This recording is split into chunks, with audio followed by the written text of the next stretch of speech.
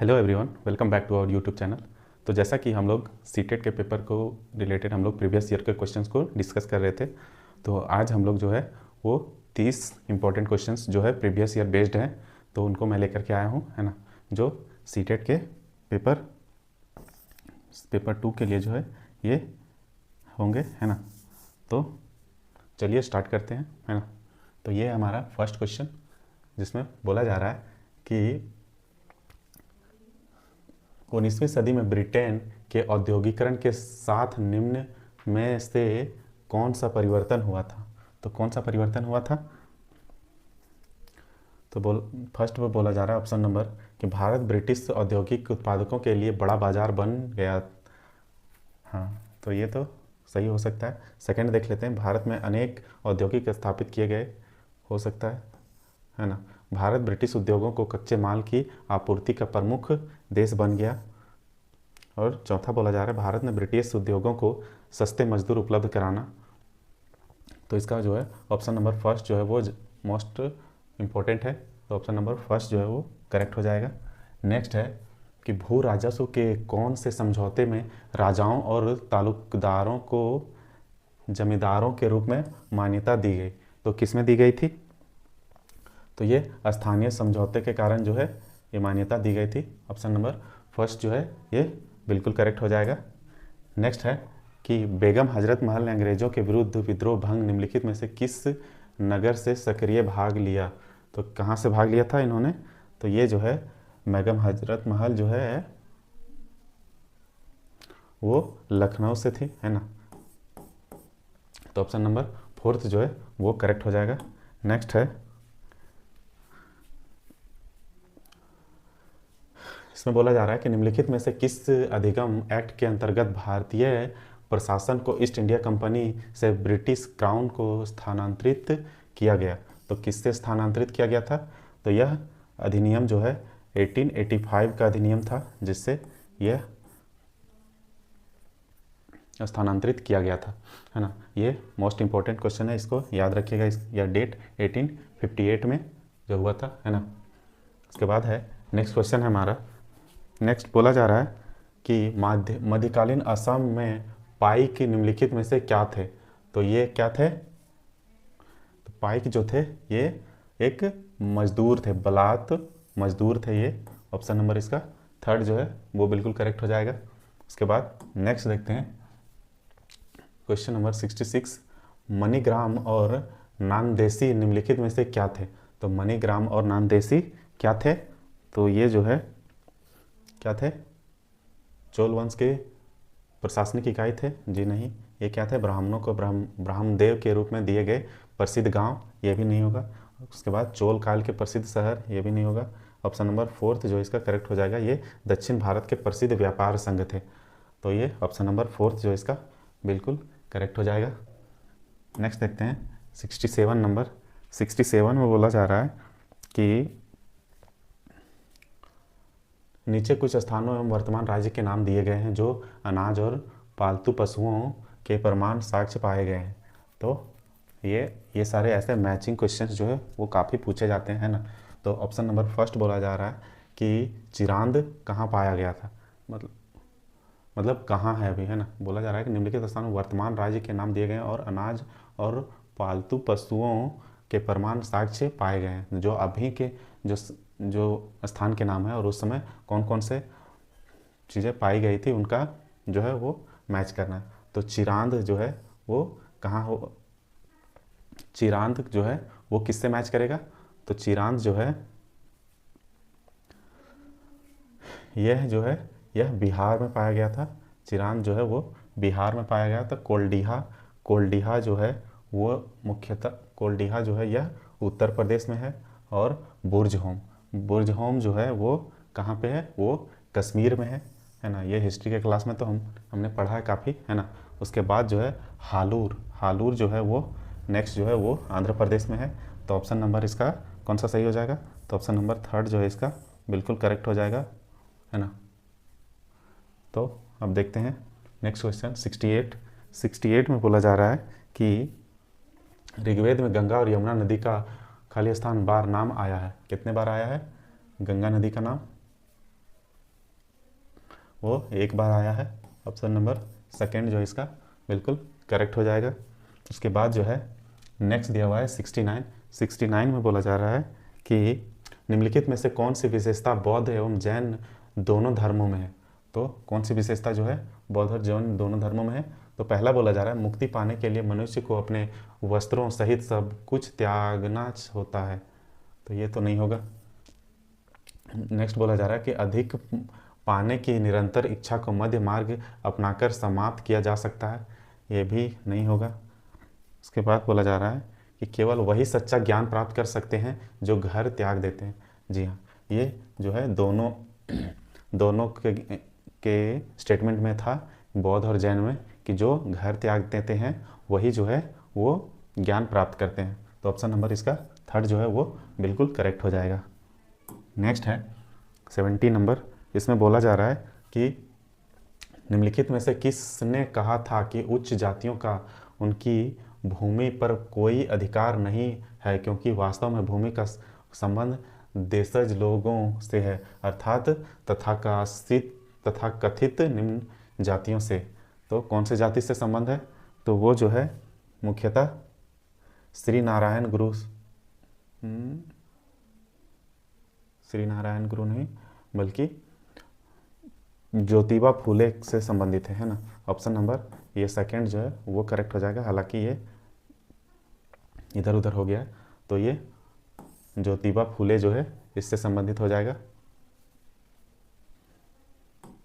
Next देखते हैं, शाहजहां द्वारा दीवाने आम बनवाने के संदर्भ में निम्नलिखित में से कौन सा कथन उपयुक्त है। तो कौन सा कथन उपयुक्त है? तो यह जो है पहला बोला जा रहा है कि प्रजा में संतोष बेहतर शासन में सहायता करता है। ये तो नहीं होगा। ऑप्शन नंबर सेकंड बोला जा रहा है अपराध की दर को नियंत्रित करना आवश्यक था। ये भी नहीं होगा। नेक्स्ट है ताजमहल का सफ़ेद संगमरमर शांति का प्रतीक है। ये भी नहीं होगा। नेक्स्ट है राजा का न्याय छोटे बड़े को एक समान मानता है। हाँ, तो ऑप्शन नंबर फोर्थ जो है ये बिल्कुल करेक्ट हो जाएगा, क्योंकि राजा जो है न्याय छोटे बड़े को एक समान मानते हैं, है ना। नेक्स्ट बोला जा रहा है 72 नंबर। इसमें बोला जा रहा है कि तमिलनाडु के चिंगलेपुर जिले में उत्तर मेरू के शिलालेख में निर्धारित नियम के कारण निम्नलिखित में से कौन सभा के सदस्य नहीं बन सकते। तो कौन नहीं बन सकते हैं? तो उसमें था कि वे जिन्होंने अपना हिसाब किताब नहीं दिया था। ऑप्शन नंबर सेकंड जो है इसका करेक्ट हो जाएगा। नेक्स्ट है निम्नलिखित में से कौन सा तथ्य भारत के उत्तर भागों में गांव प्रमुख ग्राम भोजिका के विषय में सत्य नहीं है। तो कौन सा नहीं है? तो ऑप्शन नंबर इसका जो है फर्स्ट में बोला जा रहा है राजा ने उसका कभी टैक्स एकत्र करने के लिए प्रयोग नहीं किया। जी हाँ, तो ऑप्शन नंबर इसका फर्स्ट ही है, ये जो करेक्ट हो जाएगा। नेक्स्ट है मृदा के कौन से गुण का निर्धारण जनक चट्टान करती है। तो मृदा का जो है कौन सा गुण जनक चट्टान को निर्धारण करती है ना। तो ऑप्शन नंबर इसका फर्स्ट बोला जा रहा है कि मृदा का जमाव, दूसरा बोला जा रहा है रासायनिक गुण, परगम्यता एवं संरचना, या फिर अक्षय की दर और खाद मिट्टी, या मृदा की मोटाई। जी नहीं, ये ऑप्शन नंबर इसका सेकंड जो है वो करेक्ट हो जाएगा। नेक्स्ट बोला जा रहा है 75। इसमें बोला जा रहा है कि ये धरातल के निकट पाए जाने वाले खनिजों को साधारणतः खोदकर निकालने की प्रक्रिया को क्या कहते हैं। तो क्या कहते हैं? तो ऑप्शन नंबर फर्स्ट बोला जा रहा है विस्तृत खनन करना, या सिंटरन, या उत्खनन, या निस्तापन। तो इसका जो है उत्खनन जो है वो बिल्कुल करेक्ट आंसर हो जाएगा, है ना। नेक्स्ट है 76। दुनिया की प्राचीनतम चट्टानें निम्नलिखित में से कहाँ स्थित हैं। तो यह कहाँ स्थित है? यह पश्चिमी ऑस्ट्रेलिया में जो है इसके साक्ष्य मिले हैं कि वह सबसे प्राचीनतम चट्टानें हैं, है ना। ऑप्शन नंबर थर्ड जो है इसका करेक्ट हो जाएगा। नेक्स्ट बोला जा रहा है कच्चे माल को अधिक मूल्यवान उत्पाद में बदलने वाली प्रक्रिया को क्या कहा जाता है। तो क्या कहा जाता है? यह द्वितीयक क्रिया कहा जाता है इसको, है ना। ऑप्शन नंबर 4 जो है इसका करेक्ट आंसर होगा। नेक्स्ट देखते हैं 78 में बोला जा रहा है अपेची और निम्नलिखित में से क्या है, और निम्नलिखित में से क्या है। तो क्या है, यह जो है एक उत्तरी अमेरिका के कबीले हैं, है ना। ऑप्शन नंबर इसका 3 जो है ये करेक्ट हो जाएगा। नेक्स्ट बोला जा रहा है, नेक्स्ट क्वेश्चन है कि निम्नलिखित में से कौन सा सनराइज उद्योग का एक उदाहरण है। तो सनराइज का उदाहरण कौन सा है, तो यह सूचना प्रौद्योगिकी उद्योग जो है इसका करेक्ट आंसर हो जाएगा। नेक्स्ट बोला जा रहा है कि निम्नलिखित में से किस क्षेत्र को विश्व का फलोद्यान कहा जाता है। विश्व का फलोद्यान किसे कहा जाता है, तो वो जो है ऑप्शन नंबर फर्स्ट में बोला जा रहा है भूमध्ययी क्षेत्र, या ऑस्ट्रेलियाई में क्वींसलैंड, या दक्षिण अफ्रीका का ऑरेंज क्षेत्र, या भारत की कश्मीर घाटी। जी नहीं, ऑप्शन नंबर फर्स्ट जो है इसका करेक्ट होगा, भूमध्य क्षेत्र जो है इसका करेक्ट आंसर होगा। नेक्स्ट बोला जा रहा है 81 में बोला जा रहा है कि निम्नलिखित में से कौन जहाज़ों के नौकायान में सहायता करते हैं। तो कौन सा सहायता करते हैं, ऐसे क्षेत्र जहाँ गर्म समुद्री धाराएं और शीत समुद्री धाराएं मिलती है। जी नहीं, इससे तो कुछ होगा ही नहीं, है ना। उसके बाद समुद्री धाराओं का क्षेत्र, ये भी नहीं हो सकता। उसके बाद बोला जा रहा है उच्च ज्वारीय क्षेत्र। जी हाँ, उच्च ज्वारीय क्षेत्र जो है वो करेक्ट हो जाएगा, है ना। तो जो है नौका जहाज़ों को ये सहायता करेगा, जब लेयर इसका आएगा पानी का, तब उसमें जो है आगे बढ़ने का जो है बिना फोर्स का जो है वो आगे बढ़ सकते हैं। नेक्स्ट बोला जा रहा है, नेक्स्ट क्वेश्चन है कि पृथ्वी द्वारा प्रसारित प्रेषित रेडियो तरंगों को वापस पृथ्वी पर कौन परावर्तित करता है। तो कौन परावर्तित करता है, तो ये जो है तारामंडल परावर्तित करता है। ऑप्शन नंबर सेकंड जो है इसका बिल्कुल करेक्ट हो जाएगा। नेक्स्ट है 83 में बोला जा रहा है कि पर्यावरण में संतुलन बिगड़ जाता है यदि क्या होता है, जब जंगली जानवरों का विवेकहीन शिकार किया जाना निषेध हो जाता है। जी नहीं, ये तो नहीं होगा। दूसरा है निर्वाणीकरण तथा भू अपरदन चलता रहे, ये भी नहीं होगा। नेक्स्ट है प्रजातियों की सापेक्ष संख्या के साथ छेड़छाड़ ना की जाए। जी हाँ, ये ऑप्शन नंबर बिल्कुल करेक्ट हो जाएगा इसका।